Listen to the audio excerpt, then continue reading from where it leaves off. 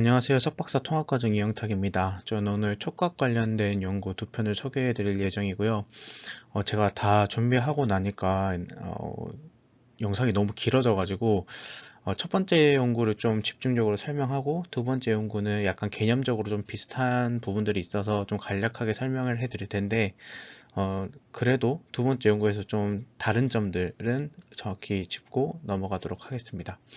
그래서 이번 저널 미팅의 주제는 이미지와 촉각 데이터를 함께 사용을 해서 오브젝트를 분류하는 연구입니다.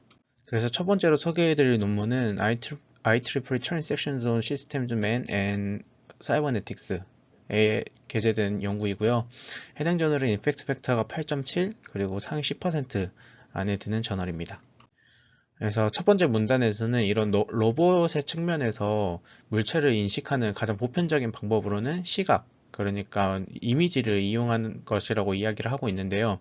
실제로 이런 이미지 같은 경우에는 한쪽 각도에서만 볼 수 있다거나 하는 그런 한계점들이 있어서 이런 시각 정보 말고도 촉각이 필요하다라는 이야기를 하고 있습니다. 그래서 다음 문단에서는 이런 촉각과 어, 시각을 함께 사용하는 VTFL이라는 기법이 사용되고 있다라고 이야기를 하고 있고요. 인식 정확도가 굉장히 높다고 합니다. 그래서 이 VTFL이라는 연구를 처음 소개한 논문에 대한 이야기를 하고 있고, 그래도 이런 VTFL이 인식률이 굉장히 높지만 단점도 있다고 합니다. 한계점이 있다고 합니다. 이 한계점이 뭐냐면 둘 중에 하나의 데이터만 들어오는 경우가 있다는 겁니다. 이 실생활에서요. 그래서 뭐 예를 들면 로봇팔이 움직이다 보니까 물체는 쥐고 있는데 로봇팔에 가려져서 사진을 못 찍는다거나 아니면 사진은 찍었는데 이 로봇팔이 움직이는 동안 생기는 어떤 뭐 진동이라든지 이런 노이즈 때문에 뭐 촉각 데이터를 사용할 수 없다든지 그래서 이런 손실들이 생긴다고 합니다. 그래서 이런 누락된 데이터 문제를 해결하기 위해서 새롭게 제안된 기법들이 있다고 합니다. 그게 이제 PMVL이라는 것과 GAN인데 이 두 가지도 사실 적용을 하려면 약간의 어떤 허들이 있다고 합니다. 그게 뭐냐면 이 비주얼 데이터랑 텍타일 데이터, 그러니까 시각 데이터랑 촉각 데이터가 굉장히 차이가 크다는 겁니다. 뭐 예를 들면 카메라는 저희가 아시다시피 뭐 영상을 찍더라도 굉장히 낮은 주파수로 사진이 찍히는데 촉각 데이터는 뭐 적으면 뭐 200Hz부터 크게는 뭐 1000Hz까지 이렇게 데이터가 수집이 되니까 이런 샘플링에 대한 차이도 있고요. 여기 나와 있는 것처럼 주파수의 차이가 있고 그리고 시각 같은 경우에는 멀리서 찍으니까 이런 전체적인 쉐입이나 색깔에 대한 이런 정보를 가지고 있는데 텍타일 같은 경우에는 이제 쥐고 있을 때 데이터다 보니까 이런 센서가 닿여 있는 이런 부분에서의 뭐 딱딱함이라든지 얼마나 세게 쥐고 있냐든지 그리고 시각에서는 글로벌한 걸 봤다면 이건 이제 국소적인 로컬한 부분들을 보게 됩니다. 그래서 단순히 이런 PMVL이나 개는 쉽게 적용할 수가 없다고 합니다. 그래서 해당 연구에서는 이런 앞에서 이야기한 한계점들을 극복하기 위해서 총 세 가지의 기법들을 개발을 했고 이걸 합친 프레임워크를 이제 제안을 했습니다. 그래서 데이터 소실을 없앨 수 있는 PVTF라는 기법 그리고 이 시각과 촉각 간의 이런 갭을 없애기 위한 MGM이라는 네트워크를 개발을 했고 그리고 데이터의 구조 분포를 보존하기 위해서 이런 사이클 서브스페이스 러닝이라는 걸 개발을 했는데 자세한 건 이제 뒤쪽에서 설명을 해드리도록 하겠습니다. 그래서 해당 연구에서는 총 세 가지 데이터셋을 사용을 했는데요. 그래서 첫 번째 데이터셋은 119개 패브릭에 대한 이미지와 촉각 데이터 그리고 두 번째 데이터셋은 108개 머티리얼스 그러니까 그냥 일반적인 물체에 대한 이미지와 텍타일 데이터 그리고 세 번째 데이터셋 같은 경우에는 53가지의 오브젝트에 대한 이 시각과 촉각 데이터 이렇게 총 세 가지 데이터셋을 사용을 했고 이제 오른쪽에 있는 게 비주얼 텍타일 데이터셋 해서 이 세 가지 데이터셋 중에 이 겔 패브릭이라는 데이터셋의 예시인데 여기 보면 이런 X22, X21 이런 노테이션이 있어서 이런 거에 이제 좀 설명을 해드리면 먼저 X 같은 경우에는 원래 가지고 있는 데이터를 의미를 하고요. n 같은 경우에는 이 샘플의 넘버, 그러니까 저희 네파로 치면 트라이얼 넘버가 되겠고, 여기 위에 있는 가로쳐져 있는 부분의 숫자를 i라고 한다면 이건 데이터 타입을 의미합니다. 그래서 1인 경우에는 비주얼, 2인 경우에는 텍타일. 그래서 보시면 이런 x1에 1이라고 되어 있는 건 첫 번째 샘플의 비주얼 데이터, 그리고 x1에 2라고 되어 있는 건 첫 번째 데이터의 텍타일 데이터라고 생각을 해주시면 되고, 여기 옆에 보시면 S1에 뭐 가로 1, S1에 가로 2 이렇게 돼 있는데, 이건 이제 앞서 그 데이터 소실이 된다고 말씀드렸잖아요. 그래서 이 소실을 이제 뭐 인위적으로 만들어낼 건데, 이게 소실이 된 경우에는 이렇게 0, 소실이 안 된 경우에는 1 이렇게 해서, 이건 단순히 데이터를 숨긴 데이터에 대한 정보입니다. 그래서 0이 되는 경우는 이렇게 나온 것처럼 물음표가 되게 됩니다. 그래서 해당 연구에서 이제 제안하는 프레임워크 이름은 PVTF고요. 이 PVTF는 핵심적인 세 가지의 기법을 가지고 있습니다. 그러니까 어떻게 보면 모듈을 가지고 있는 겁니다. 그래서 모듈은 이제 PMVL, 그리고 Visual Tactile Game Mitigation, 그리고 Cycle Subspace Learning, 이렇게 세 가지가 있고요. 이 세 가지 모듈이 한 모델에 있습니다. 그래서 한 모델에 있으면서 다양한 로스들을 구하게 되는데, 이 로스는 이제 뒤에 모델에 대한 설명을 하면서 하나씩 보여드리겠습니다.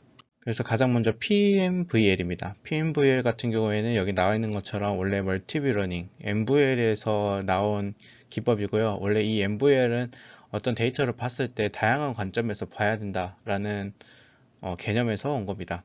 그래서 이 개념을 기반으로 이 PMVL이라는 게 나왔는데, 이 PMVL이라는 게 여기 제가 다른 논문에서 가져왔는데, 어떤 전체 데이터가 있을 때 이런 비어있는 어떤 파셜한 부분들이 없어졌을 때, 이런 없어진 부분을 예측해서 새롭게 채우는, 데이터를 새롭게 만들어내는 기법을 이야기합니다. 그래서 해당 모델에서 아까 미싱된 데이터들이 있을 거라고 했는데, 랜덤으로 이렇게 사라진 데이터들을 새로 만들어내기 위해서 모델이 학습을 하게 됩니다. 그래서 여기 나와 있는 것처럼 이 비주얼 데이터를 전부 다 넣고, 이미 있는 데이터, 그러니까 사라지지 않는 데이터를 기준으로 물체가 가지고 있는 이런 핵심 피처라고 하죠. 그래서 여기에서 이야기하기로는 Structural Distribution이라고 하는데, 이게 구조적으로 어떤 이런 분포를 가지는지, 그러면 사실 분포를 구하면 비어있는 부분들을 저희가 점을 찍으면 그 부분에 결과값들이 있잖아요. 그래서 이 모델이 이런 디스트리뷰션들을 학습한다 라고 생각을 해주시면 됩니다. 다음으로는 비주얼 텍타일 갭 미티게이션인데요. 앞에 제가 인트로 부분에서 이 비주얼과 텍타일이 가지는 이런 데이터의 차이가 굉장히 크다고 말씀드렸는데, 그 차이를 줄여주기 위한 네트워크 모듈입니다. 그래서 보시면 둘이 가지고 있는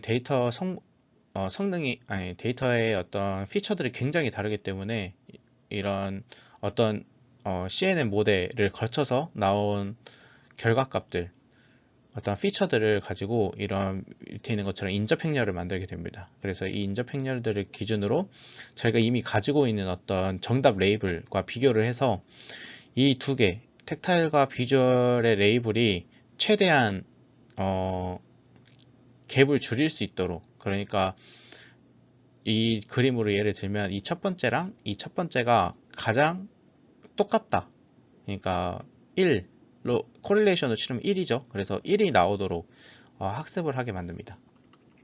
다음으로는 사이클 서브스페이스 러닝인데요. 앞서 첫 번째 모듈이 PMVL이라는 모듈이 있었잖아요. 이런 디스트리뷰션을 학습하는 부분이 있는데, 그 디스트리뷰션을 기반으로 이런 새로운 데이터들을 만들어냅니다. 그 미싱된 데이터들을. 그래서 그런 미싱된 데이터들을 더 완벽하게 만들기 위한 어떤 모듈이라고 생각하시면 되고, 그 모듈을 만든 다음에 실제로 이 만들어진 얘들이 제대로 예측이 되는지를 확인합니다. 그래서 여기서 또 로스를 구해서 전체 이런 모델을 만들게 되고요. 그래서 실제 데이터들의 예시가 밑에 나와 있는데, 예를 들면 여기 있는 겔 패브릭 안에서 이 첫 번째와 첫 번째가 같은 그 패브릭에서 나온 신호들이거든요. 그래서 예를 들면 이 데이터가 사라졌다고 하면은 이 데이터가 어떤 텍타일 데이터를 만들어낼지를 만들어내는 그런 모듈이라고 생각을 해주시면 됩니다. 그래서 이제 앞서 설명드린 프레임워크를 통해 도출된 결과인데요. 이 결과를 설명해 드리기에 앞서서 제가 이렇게 밑줄을 쳐놨는데, 이 밑줄이 의미하는 건 아까 랜덤하게 데이터들이 미싱된다고 말씀드렸는데, 그 미싱될 확률이 10%인 겁니다. 그래서 전체 데이터에서 10%가 없어졌을 때의 결과이고요. 이 각각 비전, 터치, DLTU 뭐 이런 6가지 메소드들은 사전 연구에서 사용한 모델들을 의미합니다.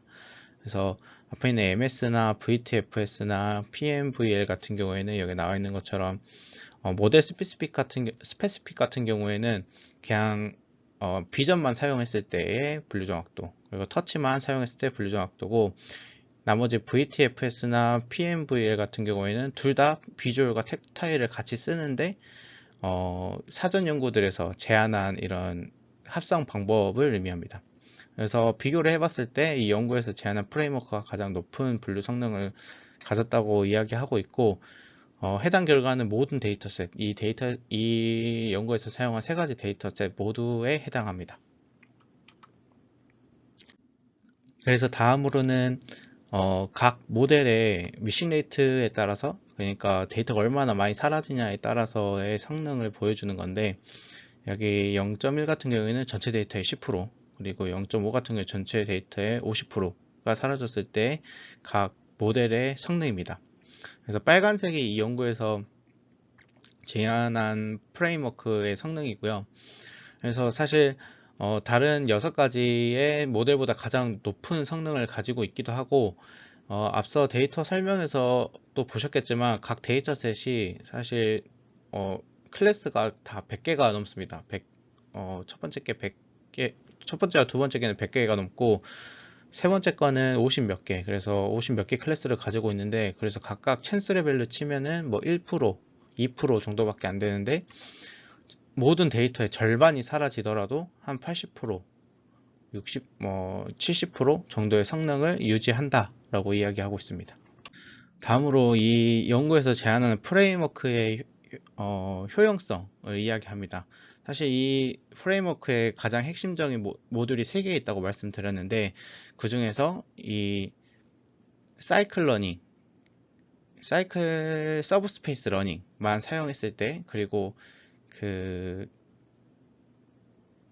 비주얼 텍타일 갭 미티게이션만 썼을 때, 그리고 전부 다 썼을 때의 성능을 보여주고 있고, 그래서 3가지 모두를 사용해야만 이렇게 90%에 가까운 100%, 90% 그리고 70%에 가까운 성능을 보여준다 라고 이야기를 하고 있습니다. 그래서 어떻게 보면 이런 각 안에 프레임워크 안에 있는 각 모듈들이 어느 정도 상호작용을 해서 어떤 시너지를 보여서 이 정도의 성능이 나온다 라고 이야기를 하고 있고요. 다음으로는 해당 연구에서 또 파라미터에 최적화를 했는데, 이 파라미터가 뭐냐면 비주얼이 중요한가 아니면 텍타일 데이터가 중요한가를 보기 위해서 이런 감마라는 가중치를 넣어서 성능을 비교를 했는데요. 여기 나와 있는 것처럼 감마 1 같은 경우에는 이제 비주얼에 관련된 겁니다. 그래서 감마가 높으면 높을수록 비주얼에 더 비중을 많이 준다는 의미이고요. 감마2 같은 경우에는 텍타일, 그러니까 촉각 데이터에 가중치를 많이 주겠다는 의미입니다. 그래서 이 결과들을 보면은 감마1, 그러니까 비주얼에 많은 가중치를 주면 줄수록 성능이 안 좋다는 걸 알 수 있고, 물론 V2 같은 경우에도 높으면 높을수록 좋지 않다라고 이야기를 하고 있어서 둘 사이에 비율을 적절히 정해야 된다라고 이야기를 하고 있고, 해당 연구에서 가장 높은 성능을 보였던 파라미터는 0.01, 두 개 다 0.01이었을 때 가장 좋은 성능을 보였다고 합니다. 그래서 이 연구에서 제안하는 프레임워크가 사라진 데이터를 새로 생성하는 역할도 한다고 말씀드렸는데, 그래서 이 새로운 데이터를 생성을 해내려면 이런 어떤 그 오브젝트들이 가지고 있는 속성들, 그러니까 정보들을 잘 가지고 있고 그걸 잘 대응시켜야 되잖아요. 이 대응시킨다라는 게 무슨 의미냐면 여기 있는 것처럼 이 실험 설계 자체가 뭐 예를 들면 1,2의 비주얼이 없으면 1,2의 텍타일은 무조건 있고 1,3의 텍타일이 없으면 1,3의 비주얼이 무조건 살아있는 이렇게 설정이 되어 있습니다. 그래서 대응하는 샘플을 무조건 새로 만들어낼 수 있도록 그렇게 설계가 되어 있는데 이 대응되는 데이터를 살리려면 예를 들면 이 모델이 어떤 비주얼적인 정보도 가지고 있어야 되고 텍타일적인 정보도 가지고 있어야 됩니다. 그래서 이 정보들을 잘 가지고 있는지 실제로 비주얼라이제이션을 이용을 해서 검증을 하고 있고요. 왼쪽 그림을 보시면 이건 이제 시각적인 정보를 잘 가지고 있는지 그에 대응하는 샘플들을 잘 가져올 수 있는지를 보여주는 그림이고요. 그래서 첫 번째 샘플을 보면 까맣고 네모나고 입체감이 없는, 그러니까 이건 전부 다 비주얼적인 어떤 정보들이죠.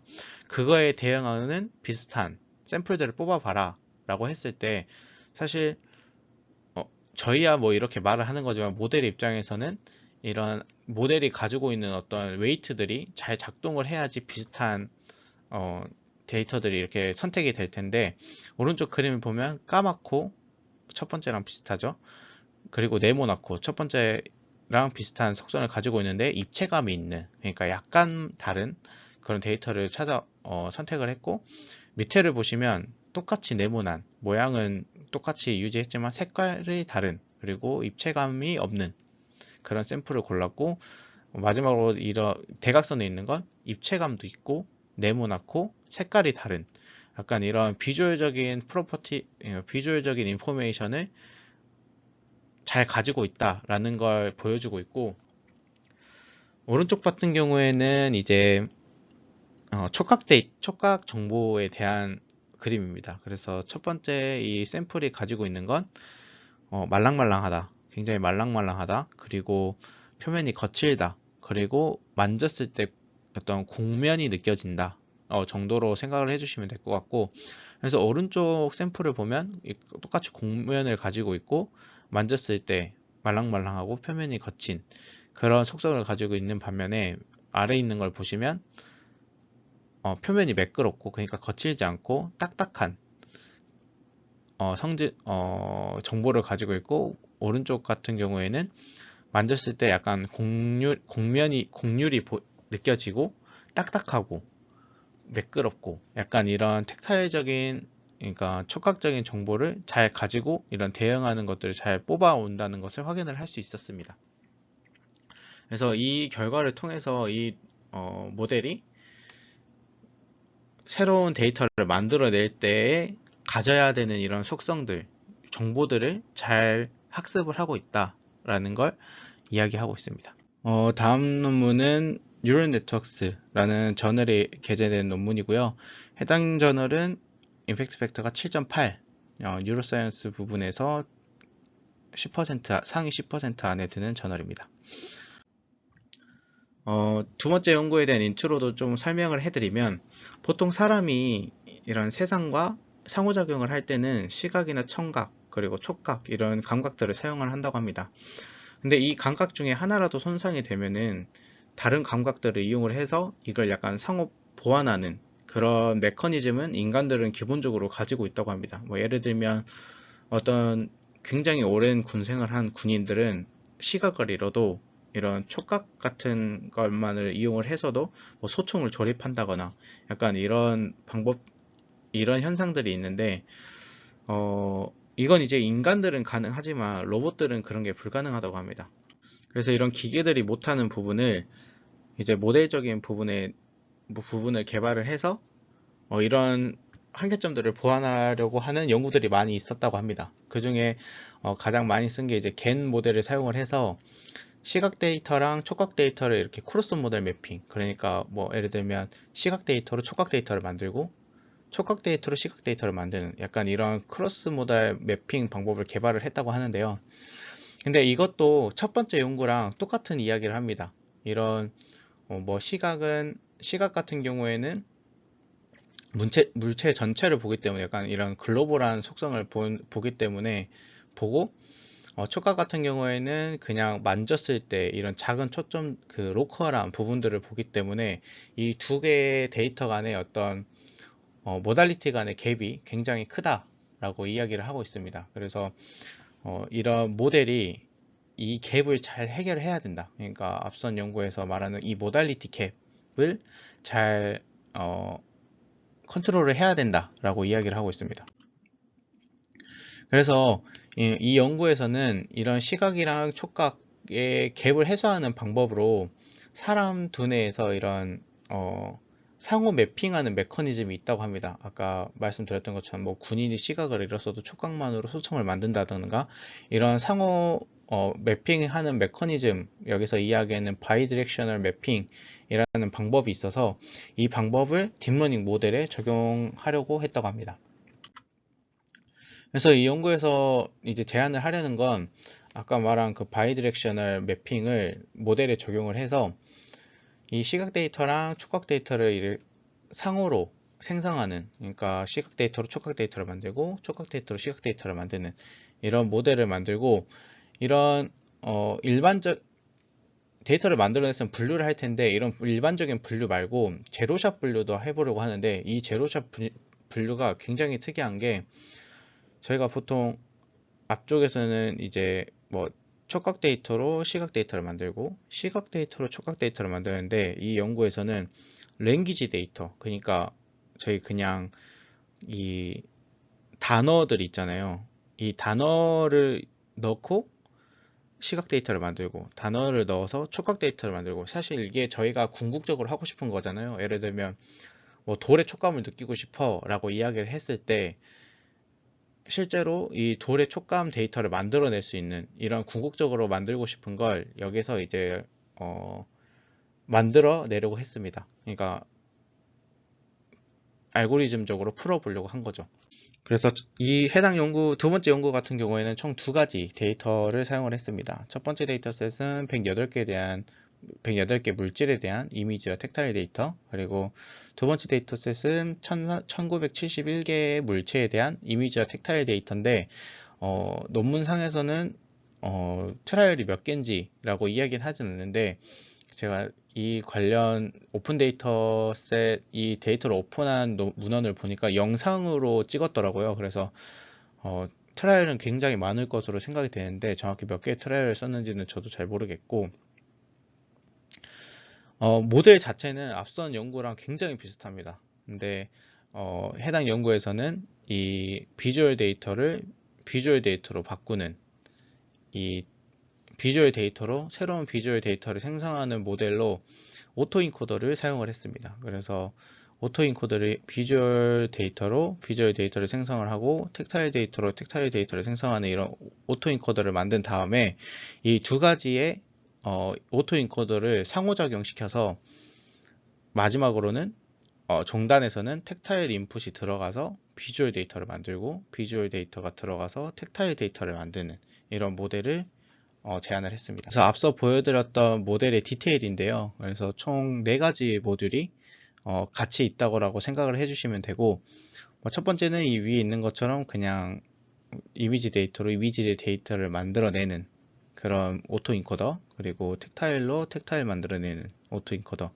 그리고 이게 여기에 있는 이게 앞선 첫 번째 연구에서 나왔던 모델과 굉장히 유사한, 그 앞선 연구에선 비주얼 텍타일 미티게이션 모델과 굉장히 유사한데요. 그래서 오토인코더의 모델을 가져와서 각 비주얼과 텍타일 간의 인접 행렬 구하는 부분이 있었잖아요. 뭐 예를 들면 첫 번째 샘플이랑 첫 번째 이미지랑 첫 번째 그 촉각 데이터는 무조건 1이 되도록, 그러니까 당연히 같은 데이터니까 같은 코릴레이션을 가지도록 1이 되도록, 비슷한 데이터가 되도록 하는 부분이 있습니다.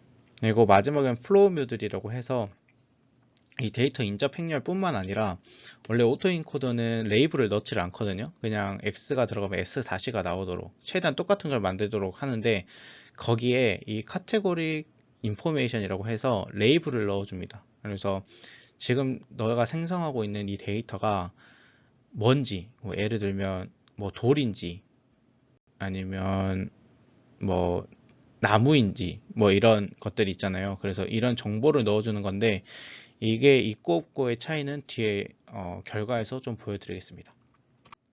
그래서 사실 해당 연구에서도 결과들이 굉장히 많았는데 첫 번째 연구랑 좀 비슷한 뭐 당연히 이 프레임워크를 쓰면 굉장히 잘 작동한다, 굉장히 잘 된다 이런 부분은 다 뺐습니다. 그래서 첫 번째 연구랑 좀 다른 점만 결과를 가져왔는데요. 그래서 해당 연구에서 좀 특이한 건 아까 카테고리를 넣어준다 했잖아요. 이 인포메이션들을 넣어준다고 했는데 이 인포메이션을 넣고 안 넣고가 어떤 차이를 보이는지를 이야기하는 부분입니다. 그래서 여기에 SSIM, PSNR, 그리고 FID라는 매저가 있는데 이 매저들은 이제 데이터를 새로 만들었을 때 그 새로 만들어진 데이터가 원래 데이터 얼마나 유사한지를 나타내는 그런 매저입니다. 그래서 여기 오른쪽에 나와 있는 그 화살표처럼 SSIM은 높을수록 좋고 PSNR은 높을수록 좋고 PID는 낮을수록 좋고 라고 생각을 해주시면 되고, 그래서 이 카테고리 인포메이션을 넣었을 때가 가장 성능이 좋다라고 이야기를 하고 있습니다. 분류 성능까지 고려를 해서요. 그래서 이 카테고리를 넣어주는 게 굉장히 중요하다라고 이야기를 하고 있고, 이 랭귀지 모델을 이용을 해서 비주얼이나 텍타일 모델을 만든다고 했었잖아요. 그래서 어, 실제로 이 랭귀지, 그러니까 뭐 예를 들면 지금 여기 원본 논문에서도 글씨가 다 깨져가지고 잘 안 보이는데 여기 나와 있는 게 여기 특히 높은 애들이 뭐냐면 우드, 그리고 브릭, 그래스, 락, 그래서 뭐 나무, 그리고 벽돌, 뭐 잔디, 돌 이런 이런 랭귀지를 넣었을 때 시각 데이터나 이런 촉각 데이터가 더 잘 만들어진다고 합니다. 그래서 이게 좀 더 개발이 된다면 궁극적으로 저희가 진짜 단어만 입력을 해줘도 실제로 어떤 이미지 데이터나 아니면 촉각 데이터를 만들어낼 수 있는 그런 초석이 되는 연구라고 이야기를 하고 있습니다. 그래서 두 연구에 대한 소개는 다 드린 것 같고, 결국에는 이 두 모델이 이야기하는 건 비주얼과 텍타일 데이터, 어쨌든 같은 물체에서 나온 이 두 가지의 다른 데이터를 가지고 어떻게 새로운 데이터를 만들어낼 거냐, 이 서로 다른 데이터들의 갭을 어떻게 줄여줄 거냐가 가장 핵심인데요. 그래서 어, 전체적인 뭐 프레임워크는 다르지만 결국 쓰는 어떤 원리는 비슷하다라는 걸 알 수 있습니다. 결국 서로 다른 이런 데이터들의 코릴레이션을 이용을 해서 그 코릴레이션이 가장 높아지게 되는, 그러니까 둘 사이가 가장 비슷해지게 만드는 아주 간단한 이런 원리로 돌아가고 있는데, 저희 연구에서도 사실 이 방법이 쓰일 수 있는 방향이 많다고 생각을 해서 사실 이 연구들을 좀 소개해 드렸고, 뭐 예를 들면 제가 이제 촉각 연구를 하고 있으니까 촉각도 다양한 신호들을 받을 수 있습니다. 엑셀러레이션, 그러니까 뭐 진동 데이터들, 그리고 프레셔, 압력 데이터, 그리고 스트레인이라고 해서 이렇게 여러 가지 센서들을 통해서 이렇게 만졌을 때 그 모양을 유추해낼 수 있는 약간 이러한 데이터들도 있거든요. 그래서 이런 뭐 다양한 촉각 데이터 안에서도 굳이 비주얼이 아니라 이런 다양한 촉각 데이터 안에서도 이런 모듈들을 사용을 하면은 더 좋은 신호를 만들어낼 수 있을 거라고 생각을 하고, 뇌파도 마찬가지로 저희가 이제 최근 연구에서 귀뇌파를 많이 하고 있고, 최근에 이제 특강도 귀뇌파 관련해서 들었는데, 귀뇌파와 뇌파 간의 이런 갭을 줄이는, 뭐 예를 들면 저희가 뭐 더 나아가서 나중에는 뭐 fMRI와 EEG와 뭐 이어 EEG를 뭐 섞어서 이런 갭을 줄여서 뭐 예를 들면 EEG 데이터로 뭐 fMRI 데이터를 만든다거나 fMRI 데이터로 뭐 이어 EEG를 만든다거나 약간 이런 어, 자유자재로 데이터를 생성해낼 수 있는 이런 모델들을 만들어낼 수 있지 않을까라는 생각이 듭니다. 특히 뭐 더 나아간다면 사실 뭐 모터 이미저리 데이터로 멘탈 아스메틱을 했을 때 어떤 뇌파가 나타날지 뭐 이런 데이터를 뭐 새로 만들어낸다거나 이런 다양한 분야에서 다양한 어떤 쓰임새로 사용할 수 있을 거라고 생각을 해서 이런 모델들을 좀 소개해 드렸고 좀 연구하시는데 좀 도움이 됐으면 좋겠습니다. 제가 준비한 발표는 여기까지고요. 들어주셔서 너무 감사하고 찍다 보니까 이것도 30분이 넘었는데요. 제가 처음에 레코딩을 했을 때 한 50분 정도 나와가지고 최대한 줄인다고 해봤는데 감사합니다.